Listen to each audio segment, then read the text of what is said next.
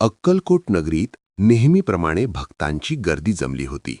श्री स्वामी समर्थ वडाच्या झाडाखाली आपल्या आसनावर बसले होते.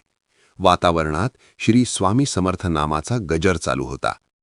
त्या गर्दीत गोपाळ नावाचा एक भक्त अत्यंत उदास चेहऱ्याने बसला होता.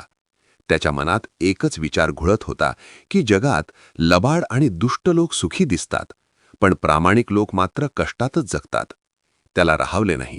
तो स्वामींच्या चरणांजवळ गेला आणि हात जोडून म्हणाला, स्वामी, मी नेहमी सत्याने वागतो, कोणाचे वाईट चिंतत नाही, तरीही माझ्या वाट्याला दुःखच का? आणि जो माझा शेजारी लोकांशी खोटे बोलतो, फसवणूक करतो, तो मात्र मजेत आहे. मग वाईट कर्माचे फळ वाईट मिळते हे खोटे आहे का? स्वामींनी गोपाळकडे पाहिले. त्यांच्या चेहऱ्यावर एक विलक्षण तेज आणि शांतता होती. त्यांनी हसून गोपाळला जवळ बोलावले आणि म्हणाले,